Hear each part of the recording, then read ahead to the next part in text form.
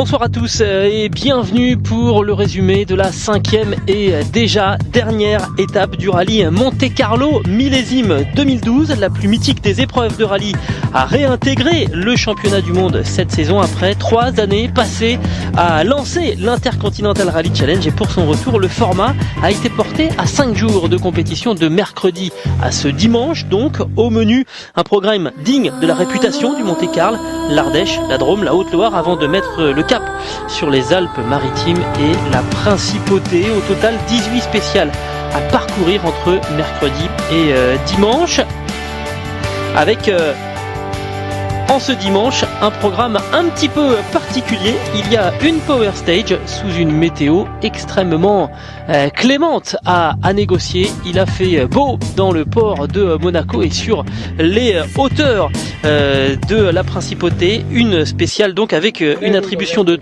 points aux 3 meilleurs temps. Spéciale de 5 km entre Sainte-Agnès et le col de la Madone, pour mettre un terme donc à cette 80e édition. Une édition riche en rebondissements. Et avant de s'intéresser à cette Power Stage, on va revenir sur ce qui s'est passé depuis mercredi matin avec les hauts et les bas de Jari-Matti Latvala. La première journée qui a donc été marquée par le duel entre Sébastien Loeb, quintuple vainqueur au Monte-Carlo, et Jari-Matti Latvala, le nouveau chef de file de l'équipe Ford, avec une bonne option de pneumatique mercredi matin. C'est le Finlandais qui s'est retrouvé en tête du classement général avec 30 secondes d'avance, c'est pas rien sur Sébastien Loeb. Sébastien Loeb qui avait été un tout petit peu plus prudent. Et puis dans la spéciale numéro 4, le Finlandais va se faire piéger sous la pression de l'octuple champion du monde.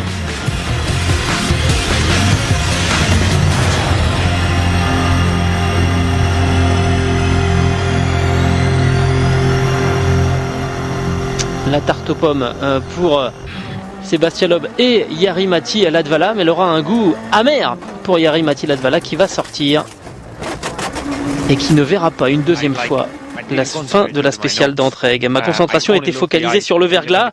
Je n'ai pas suffisamment fait attention aux notes, et quand le virage s'est refermé, j'avais gardé trop de vitesse. J'ai essayé de rattraper la voiture, mais elle a élargi et il y avait un petit talus, et derrière un fossé, la roue arrière s'est engagée par-dessus le talus et la voiture s'est mise à tourner sur elle-même. Elle s'est reposée sur le côté. Alors ensuite, ça a été la bagarre pour la deuxième place entre Dani Sordo et Peter Solberg. Sébastien Loeb est alors crédité d'une avance de plus d'une minute.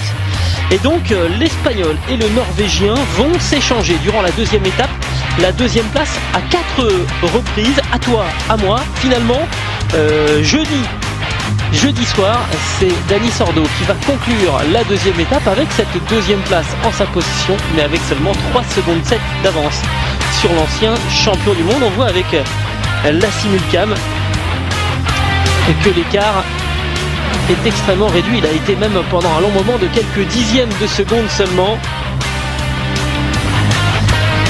Et puis ensuite, Peter Solberg va faire l'impasse sur les pneus cloutés vendredi matin, et il va se retrouver avec des slicks à l'arrière pour l'ascension du col de Gaudissart, ce qui va lui coûter plus de 2 minutes. Et pour couronner le tout, l'ancien champion du monde sera même victime d'une crevaison. Il va se retrouver à plus d'1 minute de Dani Sordo au 3e rang, mais loin de l'Espagnol. C'est très plaisant.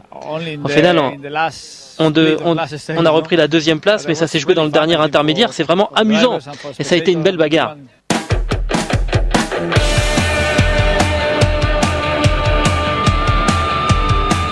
Voilà donc les hauts et les bas cette fois de Peter Solberg. On le disait, le Norvégien qui est donc dominé de quelques secondes seulement par Dani Sordo au départ de l'étape de vendredi, veut saisir l'occasion qui lui est donnée par des conditions météo très différentes entre les deux boucles qui composent la spéciale au programme de la matinée de vendredi, pour prendre une option pneumatique, une option qui va s'avérer payante dans la première des deux spéciales, mais qui va ensuite lui coûter énormément de temps, près de 2 minutes dans la spéciale menant au col de Gaudissart. On le voit ici, il est entouré et on le voit, il y a les deux Citroën, la Mini de Sordo.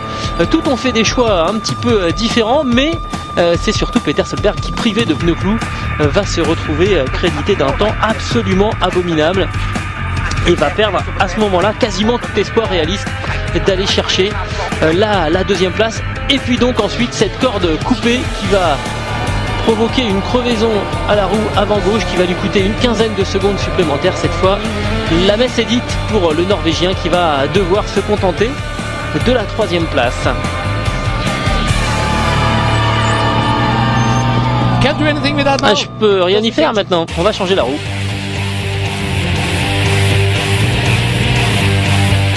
La quatrième étape qui se déroule sur les hauteurs de Monaco avec notamment 2 passages au célèbre col de Turini et un Peter Solberg qui se prend pour Sébastien Loeb, un Peter Solberg princier qui va remporter 3 des 4 spéciales du jour parce qu'en fait le pilote Ford n'a pas dit totalement son dernier mot. À force d'attaquer, le Norvégien va même diviser par 3 son retard par rapport à Dani Sordo. Et au soir de cette quatrième étape, l'écart entre les deux hommes se résume à 19 secondes 1. Alors certes, il ne restera plus qu'une spéciale de 5 km, mais avec Peter Solberg, sait-on jamais ce qui peut se passer.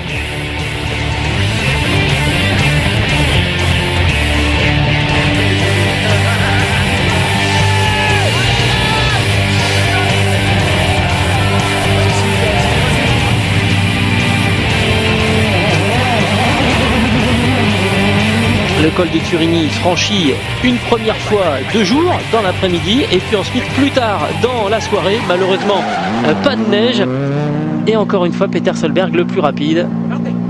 J'ai l'impression d'être Sébastien Loeb, tout se passe bien, tout est facile.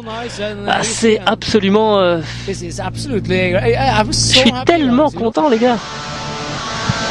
Et voici cette ambiance au col de Turini avec malheureusement une absence de neige. Il n'y aura pas eu de bagarre de coupe de neige entre les Français d'un côté et les Italiens de l'autre, mais le spectacle était bel et bien au rendez-vous avec un Mikko Hirvonen qui a été vainqueur de 3 spéciales consécutives entre vendredi soir et samedi matin.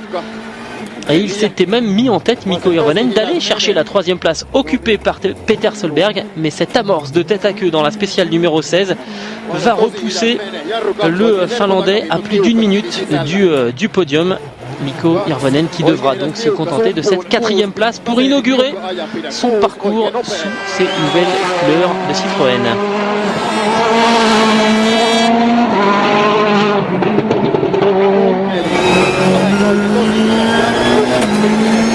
On propose de passer quelques secondes en compagnie de Mikko Hirvonen et de Jarmo Lehtinen. On va se délecter de ces caméras embarquées parce qu'avec une spéciale de 5 km seulement aujourd'hui, on a le temps vraiment d'aller en profondeur et encore une fois d'apprécier seconde par seconde ce fabuleux spectacle. Alors on l'a dit, Peter Solberg s'est montré irrésistible sur les pentes du Turini. Et il a été notamment le plus rapide lors des 2 spéciales négociées samedi soir plutôt, en nocturne, ici copiloté par Chris Patterson.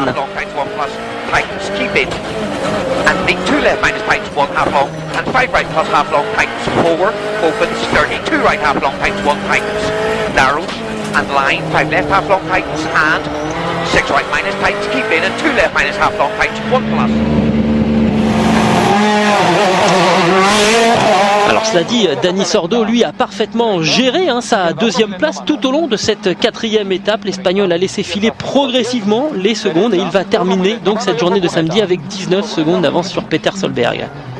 Para derecha 8, para izquierda 6, corta a fondo 30. Derecha 5, 20, situar izquierda 4. 4, 10. Derecha 7 a fondo. 10, frenar izquierda. 5 poco lenta, costa. Situar para húmeda derecha 4, se cierra poco.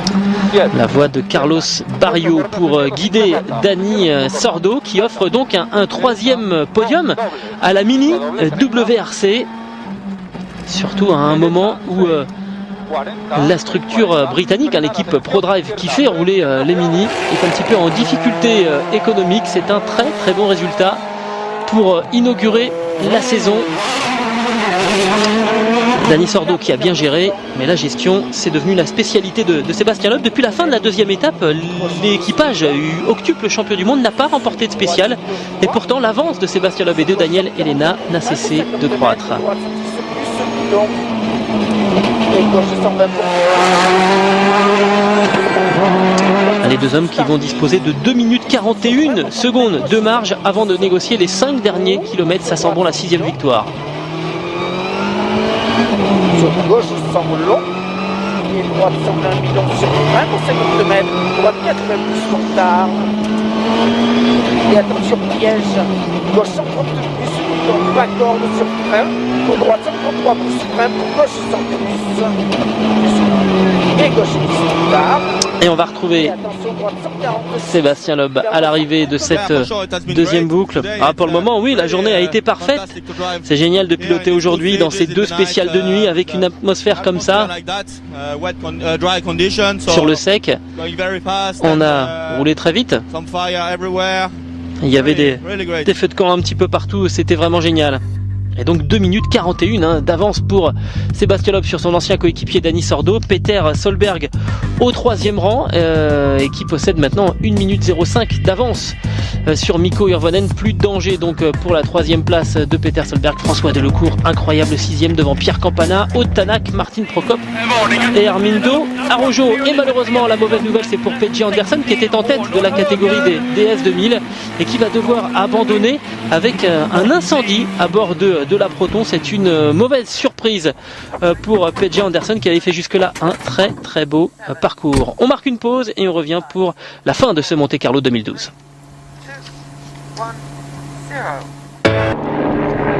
Et on retrouve le rallye Monte Carlo 2012 avec un programme assez léger pour cette 5e étape avec Jean Ragnotti, toujours assez fantasque aux côtés de Jean-Pierre Nicolas, sous les couleurs toujours d'Eurosport Events, avec cette 5e étape qui se résume à une spéciale de 5 km. C'est la Power Stage, attention, ça n'est pas un détail, il y a 3 points pour l'auteur du meilleur chrono, 2 points pour le second, 1 point pour le 3e, un système entré en vigueur depuis la saison dernière, une spéciale plutôt technique, et Michel Kosciuszko qui va remporter la catégorie production malgré une belle frayeur au moment de revenir vers Monaco samedi soir. La Mitsubishi s'était mise à ratatouiller un petit peu, heureusement pas de soucis.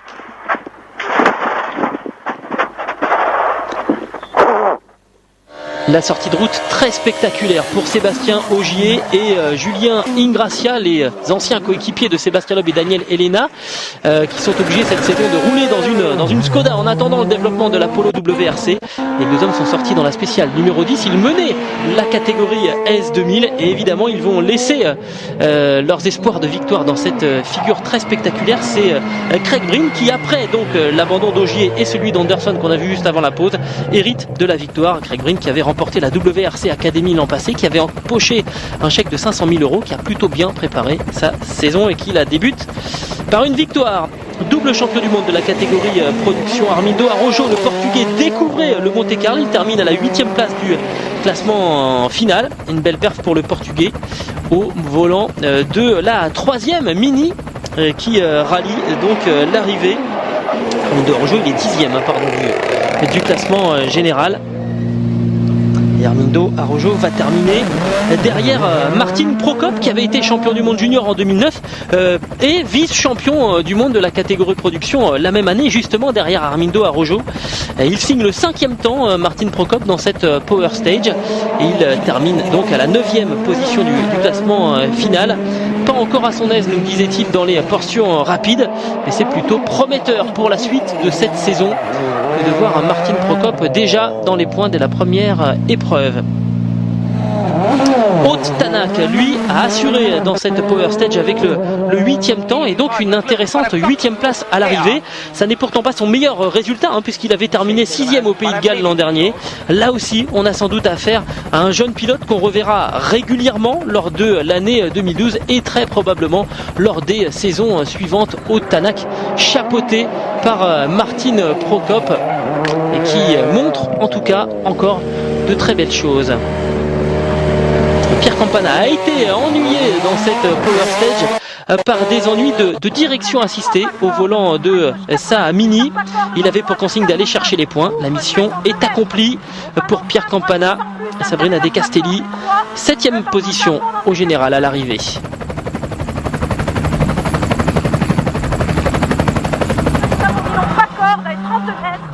Frein en gauche, sans plus, pas corde en droite, 90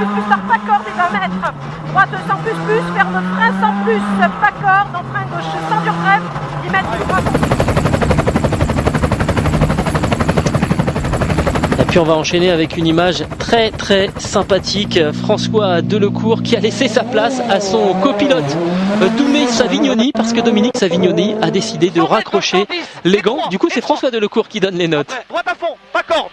Allez, Plus après. gauche 90, bref. Allez, après. Plus droite à fond, plus gauche à fond, pas corde. Allez, après. Droite 100, dans gauche 90, plus droite 90. Oui, ça va pas assez vite. 1000 fois trop tard, François Delecourt. Cette note droite 90. Dominique Savignoni qui prend donc sa retraite.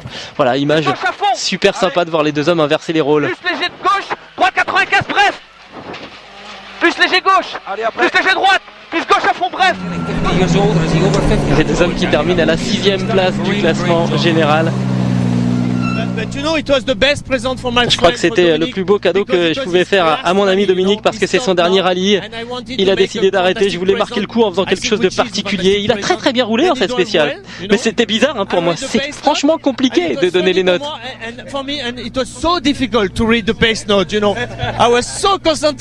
J'étais très concentré et il s'en est bien sorti. Yevgeny Novikov pourrait largement d'ailleurs être le fils de François Delecourt. Il a montré en tout cas qu'il avait mûri depuis son premier passage en WRC, qui avait été assez spectaculaire avec la Citroën, copiloté par Denis Giraudet, informé de l'état des spéciales par Nicolas Klinger, l'ancien champion IRC, qui était donc ouvreur pour Yevgeny Novikov. Le russe de 21 ans s'est montré rapide quand il le fallait, il a su temporiser quand les conditions l'imposaient. Il signe même le 3e temps de cette Power Stage. Il encaisse donc un point supplémentaire ajouté au point de sa 9e place, ça fait un total de 10. C'est un très bon départ pour cette saison 2012 en ce qui concerne Yevgeny Novikov, que l'on va retrouver à l'arrivée de cette Power Stage au col de la Madone. Ça a été un très bon rallye pour nous et je suis très heureux d'avoir rejoint l'arrivée de ce rallye Monte-Carlo, parce que je pense que c'est l'épreuve la plus difficile de la saison à cause des conditions météo qui changent en permanence, et je suis vraiment très heureux de ce résultat. Mikko Hirvonen, quoi qu'on en dise, risque bien d'être déçu de cette 4e place, parce que la comparaison avec son nouveau coéquipier n'est pas à son avantage, et malheureusement ça risque de se reproduire à quelques reprises cette saison. Alors ça n'était certainement pas le rendez-vous idéal, le plus simple en tout cas pour débuter sous les couleurs de Citroën. Mikko Hirvonen, qui après une première journée difficile mercredi a commencé à trouver ses marques. Au final il termine avec 4 victoires de spécial. Il réalise ici le 2e temps de la Power Stage, et cumulé au point de sa 4e place, et bien ça lui fait 14 points à l'arrivée de ce rallye. Mention peut mieux faire, mais Mikko Hirvonen a fait l'essentiel. Dans l'ensemble, je suis plutôt content. Évidemment, j'aurais voulu monter sur le podium, mais le début du rallye a été difficile avec une nouvelle voiture. Donc j'ai quand même été rassuré de voir que quel que soit l'état des routes, qu'elles soient délicates ou bien que les conditions soient plus sèches, j'étais en mesure d'exploiter mon système de pilotage. Je suis vraiment content de ça. Allez, on va faire encore durer le suspense. Il reste 3 pilotes à passer dans cette Power Stage: Solberg, Sordo et Loeb. Faites les paris. En retour sous le soleil exactement du bord de mer de Monaco et de la Power Stage du col de la Madone pour la dernière épreuve chronométrée de ce Monte-Carlo 2012. Une Power Stage qui va s'avérer compliquée pour Peter Solberg, parce que suite à la réduction de l'allocation du nombre de pneumatiques par Michelin, Peter Solberg n'a plus que 3 slicks et un pneu neige pour négocier cette Power Stage. Ça s'annonce délicat. Ouais, en fait on a eu une crevaison et je n'ai plus assez de pneus, donc j'ai mis 3 pneus slick et puis un pneu neige qui me restait, donc ça va être un peu compliqué pour moi, mais c'est comme ça. Voilà. Ce dont on peut être à peu près certain, c'est que Peter Solberg, au départ de cette Power Stage, n'envisageait pas de prendre les points d'une des 3 premières places. Et ça tombe bien, c'est dommage parce que il a plutôt mal été récompensé de tous ses efforts et de son engagement incroyable, notamment dans cette 4e étape, lorsqu'il a remporté 3 des 4 spéciales de la journée de vendredi. Et puis Peter Solberg a quand même commis une grosse boulette qui aurait pu lui coûter très cher. Il a été pris en excès de vitesse, et pas qu'un peu, 104 km/h dans les rues de Monaco au lieu de 50 km/h. Ça s'appelle un gros excès de vitesse, et le Kidam normalement voit son permis de conduire sauter immédiatement. Il a écopé de 1400 € d'amende, et il est maintenant sous la menace d'une exclusion s'il est repris en excès de vitesse lors des 6 prochaines épreuves inscrites au championnat du monde des rallyes. Eh bien, il sera exclu parce que les concurrents, il faut le savoir, doivent respecter scrupuleusement le code de la route lorsqu'ils sont en liaison routière. C'est fantastique, je suis très heureux, c'est une chance énorme qui s'est offerte à moi cette saison. La voiture a été fantastique durant tout le rallye et je me suis vraiment fait plaisir. Alors, il faut quand même signaler aussi que Peter Solberg s'offre son premier podium au Monte-Carlo. Son meilleur résultat jusque-là, c'était une 6e place obtenue en 2002. On comprend sa satisfaction, d'autant plus qu'on le rappelle, il a fait 3 saisons en tant que pilote privé avant de retrouver ce statut de pilote officiel. Dani Sordo, lui, a subi la pression de Peter Solberg tout au long de la journée de vendredi, et il a su y résister.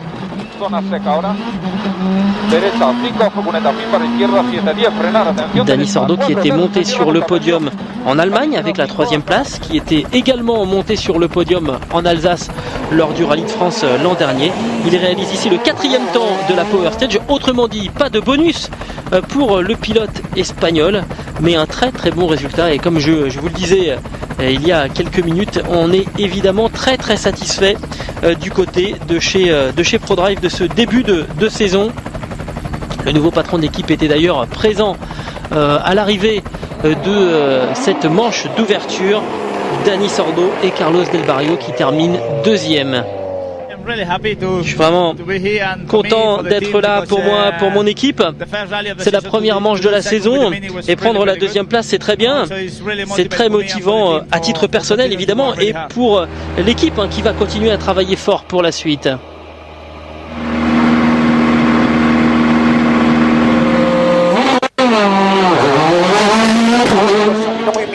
Départ des 5 derniers kilomètres pour Sébastien Loeb et Daniel Elena, déjà vainqueurs en 2003, 2004, 2005, 2007, 2008.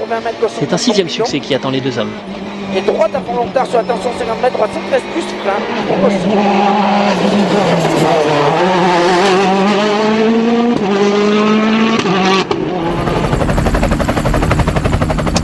Sébastien Loeb qui a opté pour des choix plutôt sécuritaires un mercredi matin, qui ne s'est pas affolé lorsque Jari-Matti Latvala s'est retrouvé 30 secondes devant lui au classement général. Il s'est montré plus agressif jeudi et il va retrouver le haut de la feuille des temps pour la première fois depuis 48 heures au bon moment, meilleur temps dans la Power Stage, ce qui le fait donc remporter sa 9e spéciale sur les 18 au programme cette semaine, et puis surtout sa 6e victoire au Monte-Carlo, la 68e de sa carrière.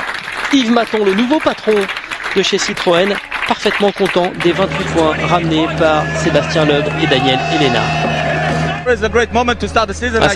C'est vraiment sympa de commencer la saison de cette manière, surtout ici au Monte-Carlo.